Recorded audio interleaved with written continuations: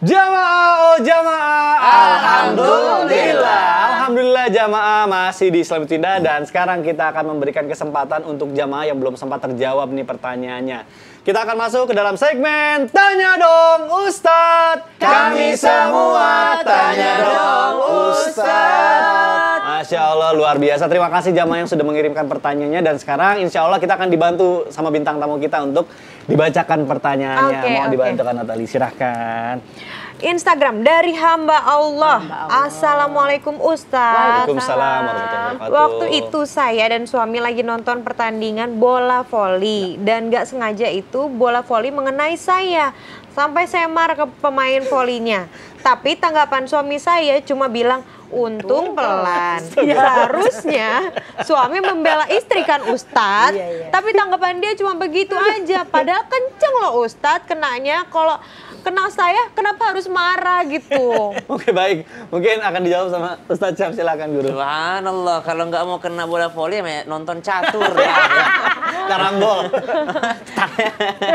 Jadi subhanallah, ada kejadian-kejadian ternyata yang tidak di luar dugaan kita, namanya kecelakaan, musibah gitu ya.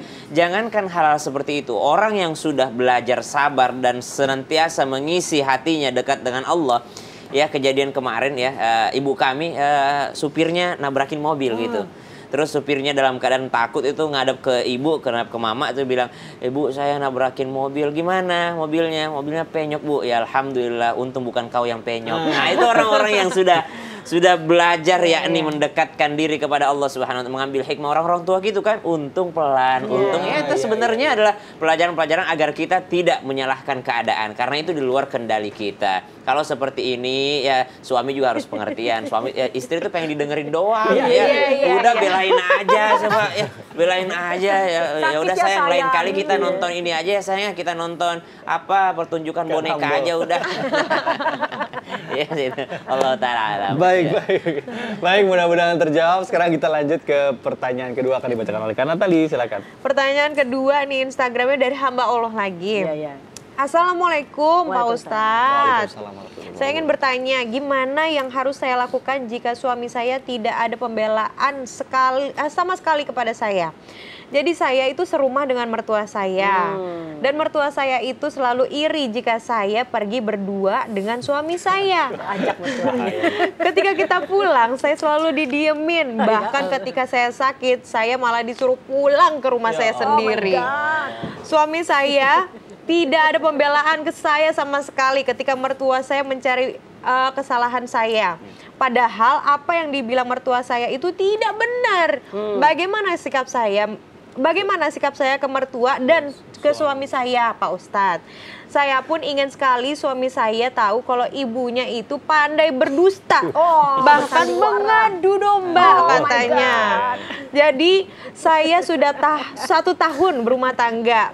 Tapi saya tidak merasakan sama sekali apa itu rumah tangga yang sebenarnya. Walaupun memang seorang suami yang paling utama itu ibunya. Bukankah seorang istri juga butuh kasih sayang suami?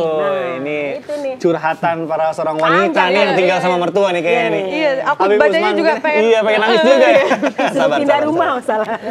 Mungkin akan dijawab oleh guru kita Habib Usman, silakan. Bismillahirrahmanirrahim. Allahumma sholli ala sayyidina Muhammad wa ala sayyidina Muhammad. Ada 3 hal. Yang pertama adalah kalau sudah menikah, kalau bisa ngontrak. Jangan tinggal satu rumah sama orang tua ataupun mertua. Karena apa?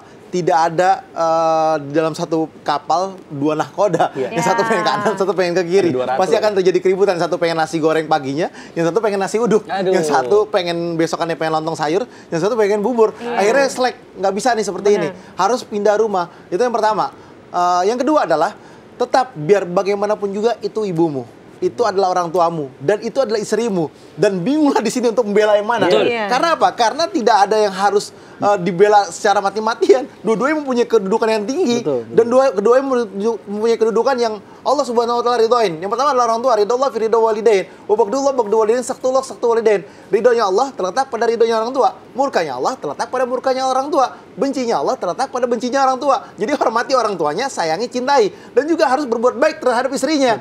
Khiyarikum min nisaihim, berbuat baik, sayangin, cintain. Oleh karena itu, apabila kejadian ada seperti ini, maka ajak orang tuanya ngaji bareng hadir ke majelis taklim bareng, biar tersentuh hati dan jiwanya. Untuk apa? Untuk yang mertua sayang terhadap mantunya, mantu sayang terhadap mertuanya. Satu itu. Yang ketiga, yang terakhir adalah harus bisa mengerti dan memahami suami nih ngambilnya pinter nih, ya kan? Dekatin ibunya, ibu maafin mantunya atau maafin istri saya. Nah, nanti ke istri juga bilang lagi, maafin ibu saya. Harus di tengah. Jadi apa? Sama-sama mendapatkan satu sentuhan kasih sayang. Sehingga apa? Sehingga insya Allah disitulah terjadi keharmonisan, kebahagiaan. Karena apa? Saling menyayangi, mencintai, dan memberikan penjelasan yang baik insya Allah. Nah, aduh, Masya Allah. Memang itu dibutuhkan skill ya, tapi Betul. skillnya itu harus bertahap belajarannya yang nggak ada di sekolahan tuh. Itu susah. Jadi ditinggalkan oleh orang yang dicintai itu adalah musibah. Betul. Tapi tinggal bersama orang yang tidak dicintai itu lebih musibah lagi.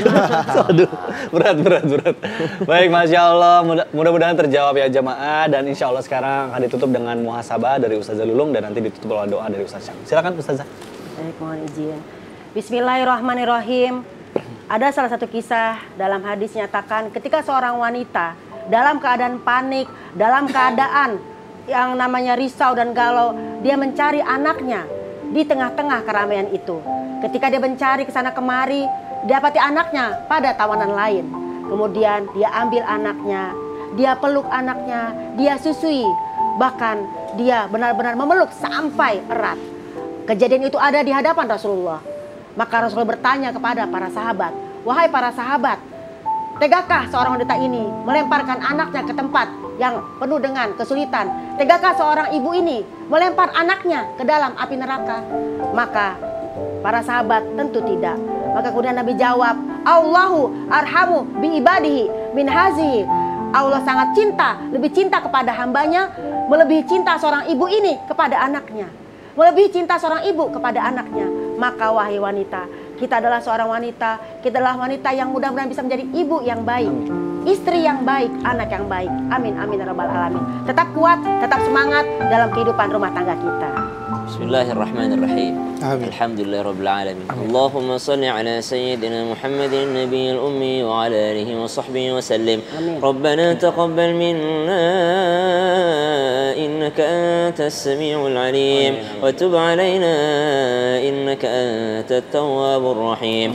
Rabbana hab lana min azwajina wa dhurriyyatina qurrata a'yun. Ya Allah, berkahi kami dengan pasangan dan keturunan kami ya Allah, yang menjadi penyejuk mata kami ya Allah, yang membuat air mata kami menetes karena bahagia dengan pasangan dan keturunan kami ya Allah. Waj'alna lil muttaqina imama, dan bantu kami menjadi imam yang bertanggung jawab, imam bagi orang-orang yang bertakwa. Rabbana atina fid dunya hasanah wa fil akhirati hasanah wa qina adzaban nar. Wa sallallahu ala sayyidina Muhammadin walhamdulillahi rabbil alamin.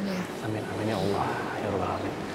Jemaah, demikianlah perjumpaan kita di pagi hari ini. Mudah-mudahan ilmu yang kita dapatkan di pagi hari ini bermanfaat untuk kita semua dan kita bisa mengamalkannya. Sekali lagi saya berterima kasih sedalam-dalamnya kepada jamaah yang sudah menyaksikan, kepada guru-guru kita, kepada Kak Natali, terima kasih. Terima kasih. Akhir kata saya Mikdad Adausi, mohon undur diri, mohon maaf apabila ada salah-salah kata. Wabillahi taufik wal hidayah. Wassalamualaikum warahmatullahi wabarakatuh. Waalaikumsalam warahmatullahi wabarakatuh.